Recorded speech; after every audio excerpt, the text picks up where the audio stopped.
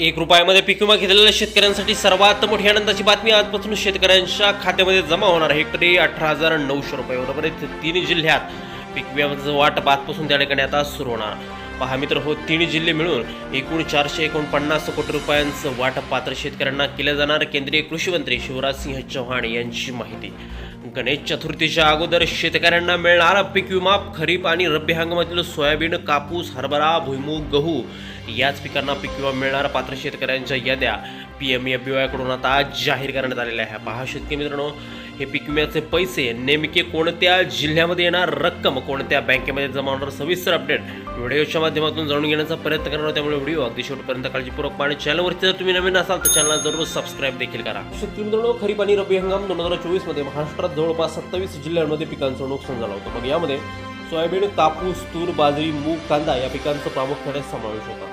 भरपूर शेतकऱ्यांच्या माध्यमातून वैयक्तिक क्लेम देखील करण्यात आले होते. शिवाय काही जिल्ह्यातील प्रशासनाने शेतकऱ्यांचे पंचनामे देखील तात्काळ करून तत्कालीन पीक विमा वाटपास त्या ठिकाणी मंजुरी दिली होती.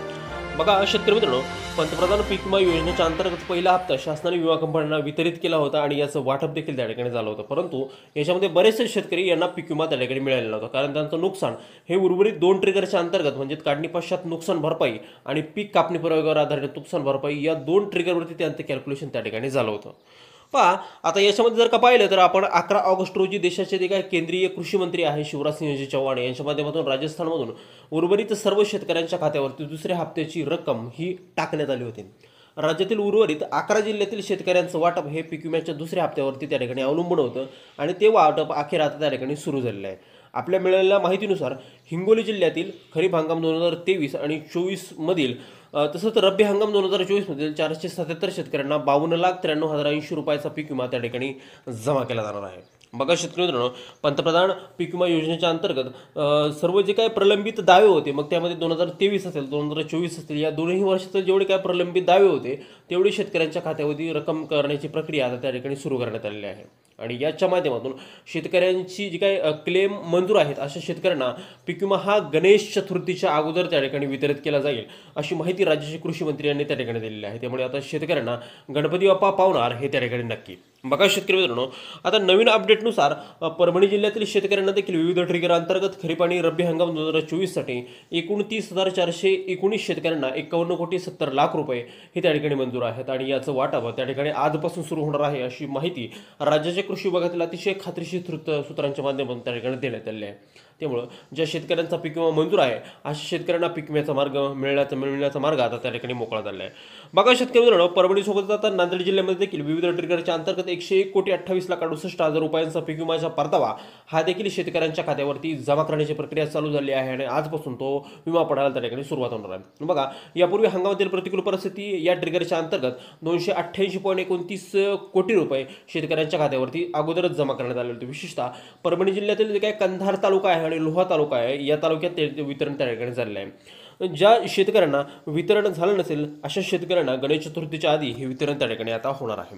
पहा शेतकरी मित्रांनो, त्यामुळे तुम्ही जर 2023 आणि 2024 या वर्षीमध्ये ₹1 भरून जर पीक विमा काढलेला जर असेल तर आणि तुमचा पीक विमा जर मंजूर असेल यादी तुमचं नाव जर असेल तर तुम्हाला ही पीक विमा हा नक्की तुमच्या खात्यावरती येणार आहे. उद्यापासून पुन्हा एकदा त्या ठिकाणी आता हे जे काही प्रलंबित वाटप आहे ते त्या ठिकाणी पूर्ववत होणार आहे. त्यामुळे ज्या शेतकऱ्यांचा पीक विमा मंजूर आहे अशा शेतकऱ्यांना येत्या गणेश चतुर्थीच्या अगोदर पीक विमा हा खात्यामध्ये जमा होणार आहे या अतिशय खात्रीशीर सूत्रांनी आपल्याला त्या ठिकाणी सांगितलेलं आहे. पहा मित्रांनो, आता नांदेड, परभणी, धाराशिव, हिंगोली या जिल्ह्यात विशेषतः आजपासून त्या ठिकाणी वितरण शेतकऱ्यांच्या खात्यामध्ये सुरू झालेलं आहे. याशिवाय येत्या पुढील काळामध्ये ज्या शेतकऱ्यांचं नुकसान 101% वरती आहे, मग यामध्ये अहिल्यानगरचा उर्वरित भाग असेल, नाशिक, पुणे, कोकण या विभागातील सर्वच शेतकऱ्यांना याच्यामध्ये त्या ठिकाणी वाढीव रक्कम ज्यावेळेस शासनाकडून मिळेल त्यावेळेस त्यांचा पीक विमा हा त्यांच्या खात्यावरती जमा करण्यात येणार आहे.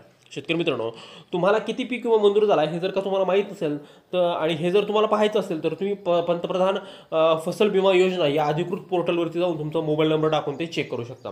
याशिवाय तुमच्याकडे जर व्हॉट्सअप जर असेल तर व्हॉट्सअपमध्ये PMFBY चॅटबॉट नावाने एक सुविधा त्या ठिकाणी देण्यात आलेली आहे. यावरती देखील तुम्ही तुमचं जे काय पीक विम्याचा स्टेटस आहे किंवा पीक विमा तुमचा क्लेम मंजूर आहे का हे त्या ठिकाणी चेक करू शकता. याशिवाय तुम्हाला किती पैसे मिळणार आहे हे देखील चेक करू शकता. बघा शेतकरी मित्रांनो, हे पैसे नेमके कोणत्या खात्यामध्ये जमा होणार आहे याविषयी शेतकऱ्यांच्या मनामध्ये संभ्रमावस्था निर्माण झालेली आहे. तर यामध्ये शेतकऱ्याचं जे काय आधार कार्ड आहे आणि त्याला संलग्नित असणारी जी काय बँक आहे अशाच बँक खात्यामध्ये हे पीक विम्याचे पैसे डायरेक्ट टू बेनिफिट ट्रान्सफर या प्रणालीद्वारे त्या ठिकाणी खात्यावरती जमा होणार आहे. यासाठी तुम्हाला तुमच्या बँकेची जी काही KYC आहे ती त्या ठिकाणी करून घेणं आवश्यक आहे. असं जर केलं तर तुमचं त्या ठिकाणी आधार कार्ड बँक खात्याला लिंक केलं जातं आणि ते पैसे त्याच्यामध्ये येऊन जातं. बघा अजूनही तुम्ही जर तुमचं बँक खातं हे आधार कार्डला लिंक जर नसेल केलं तर लवकरात लवकर हे काम तुम्ही करून घ्या आणि तर तुम्हाला पीक विम्याचा एकही रुपया त्या ठिकाणी मिळणार नाही. बघा आशा करूया की गणेश चतुर्थीच्या अगोदर सर्व शेतकऱ्यांना त्यांचा पीक विमा त्यांच्या खात्यामध्ये त्या ठिकाणी जमा होईल. याशिवाय प्रामुख्याने पीक विमा हा state bank of India, bank of Baroda, bank of Maharashtra, Indian overseas bank, Canara bank, Indian bank सर्व जिल्हा मध्यवर्ती बँका या बँकेमध्ये त्या ठिकाणी आता जमा होणार आहे. त्यामुळे शेतकऱ्यांनी काळजी करण्याचं काही कारण नाही. येत्या गणेश चतुर्थीच्या अगोदर सर्व शेतकऱ्यांना पीक विमा हा त्यांच्या खात्यामध्ये त्या ठिकाणी नक्की मिळेल.